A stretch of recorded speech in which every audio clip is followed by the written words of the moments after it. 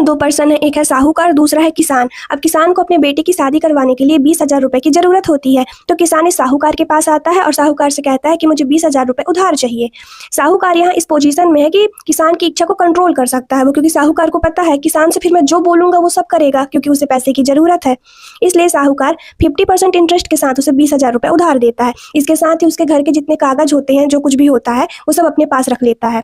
अब किसान को जब ये बात पता चलती है कि मेरे साथ तो गलत हुआ है, अनड्यू इन्फ्लुएंस हुआ है, तो जो किसान है ये कोर्ट में जाता है। तो कोर्ट दोनों का मैटर अच्छे से सुनने के बाद कोर्ट ने डिसाइड किया कि ठीक है, किसान के साथ गलत हुआ तो इस कॉन्ट्रैक्ट को हम खत्म तो कर देंगे, लेकिन एक शर्त के साथ खत्म करेंगे, क्योंकि साहूकार का पैसा किसान ने 20,000 रुपए जो उसे मिले थे उसको यूज तो किया है।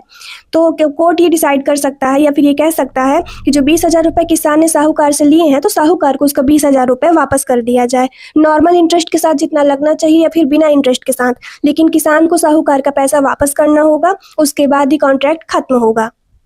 इसे ही कॉन्ट्रैक्ट को कंडीशनली मतलब शर्त लगा के खत्म करना कहते हैं, क्योंकि अगर किसान इसके पैसे वापस नहीं करता तो यहाँ साहूकार का तो लॉस हो जाता है। ठीक है, साहूकार ने गलत किया, लेकिन अगर कॉन्ट्रैक्ट यहीं पे खत्म कर दिया जाता तो किसान को तो 20,000 रुपए का बेनिफिट मिला था, साहूकार को तो कुछ भी नहीं मिला, तो साहूकार का लॉस हो जाएगा। इसलिए कोर्ट ने शर्त इम्पोज की है, ये कंडीशन लगाई है कि किसान जो साहूकार के पैसे लिया है उसे वापस कर। अच्छा, सेक्शन 19 और सेक्शन 19A में डिफरेंस क्या है? देखिए, सेक्शन 19 जहाँ सेक्शन 15, 17 और 18 की बात करता है कि वॉइडेबल होंगे, इसी तरह सेक्शन 19A अनड्यू इन्फ्लुएंस जो कि सेक्शन 16 में बताया गया है उसकी बात करता है कि वो वॉइडेबल होगा। लेकिन दोनों में डिफरेंस क्या है?